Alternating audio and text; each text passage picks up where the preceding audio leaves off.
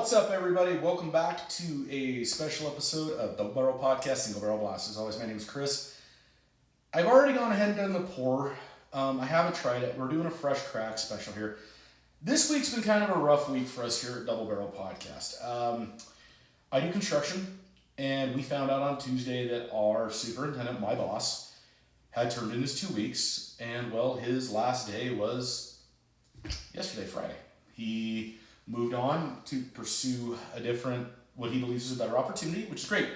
I support him. However, it's hard because in the construction industry, for those of you who work or have worked in it, there's a brotherhood. There's this community. It's like a family. And we do look out for each other, even though a lot of times construction workers we get the stereotype of, oh, we're very gritty, we're very harsh, we're very rugged, we have hard shells. Well, that is true, but at the end of the day, we do care about each other. We actually do care about each other. And then you have the weirdos like me. They care about each other on a personal level, and whether you're above me or below me, I want you to succeed in whatever you do. And I worked with this guy back to back on this project that we're on right now.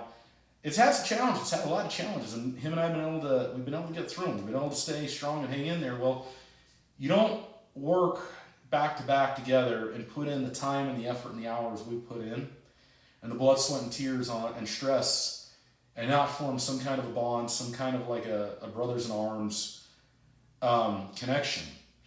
And so it's been a little bit more of a rough week for me than I thought it was when I found out on Tuesday that yesterday was his last day. So we went ahead and I decided to do a special fresh crack for you guys, and we're going to be reviewing none other than 13 Colony cast strength. That's right. I bought the cast strength when I bought the rye, and I found this one when I found the rye. Now, the 13 Colony rye, if you've seen the review on it, if you haven't, go check it out. It was good. It was really good. It's deserved all the credit on the reviews it's been getting. So I'm excited to see how the cast strength does. Now, let's read cast strength here. This is batch 2024, bottle 1862. It's a 120 proof. And this is the cast strength. Just like the rye though, I'm not seeing a age statement here. Okay, let's just get into this guy. I gotta do a cork pop for you, sorry. Oh, it's a good cork pop. The initial one was a heck of a lot better. Sorry, I should have waited to pour.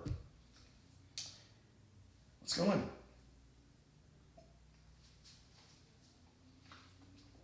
All right.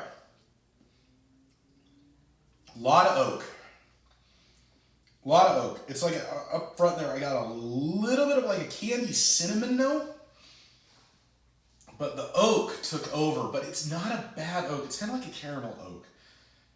But the oak is very forward in this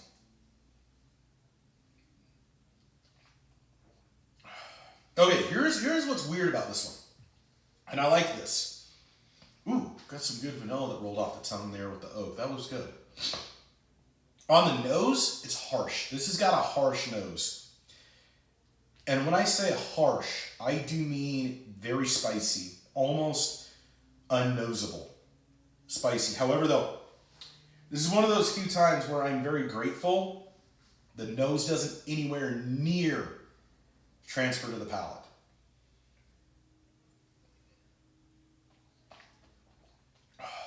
Here's the thing. This is a good pour. This is definitely not an everyday pour. I paid about $90 for this bottle. He's priced, I think he's about $10 high. I will go into that and say he's about $10 high. I put him around the $70 to $80 range. However, though, the oakiness that I'm getting,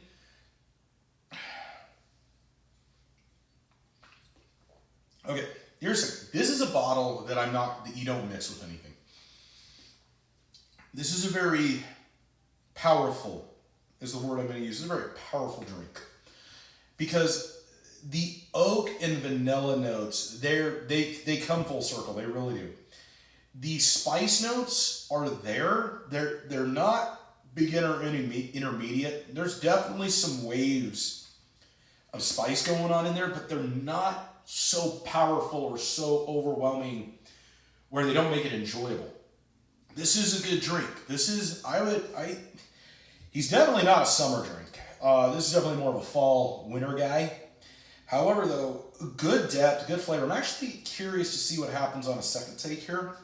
Now that what the notes that I've had out of him, he's not very smoky. That's the interesting part is for as deep as the oak flavor is on him and as deep as the vanilla flavor's gotten on him, there's not a lot of smoke going on in here. And that's surprising to me because usually when I get something like this, it's got this deep and rich of an oak. And I love oak. I love earth notes and the earth vibes. And this guy's definitely got a lot of earth vibes going on. He's definitely got a lot of... It's not like a Johnny Walker Black where I'm chewing the barrel, but there's definitely a lot of strong hints and very strong notes of oak in there, but it's not charred oak. It's just like if you're out in the woods and it's just good, beautiful oak.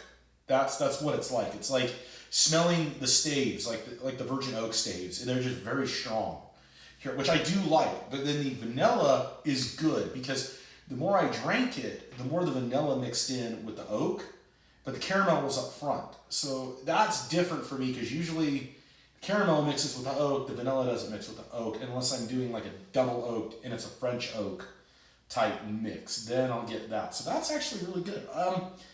If you find this one, yeah, you know what? Here's it. If you like oak and you like earth notes, very earthy notes, I definitely say pick this guy up. Absolutely. If you don't like really strong, potent oak notes, I'd say stay away from it. Anyway, that's my take on it. And to my boss, my friend, our leader, best of luck to you and Godspeeds in your journey. Hope to hear from you again. And from all of us here at Double Barrel Podcast, all of you, stay safe. Always remember, never drink and drive, never mix your guns down alcohol. See you guys back here next time on Double Barrel Podcast.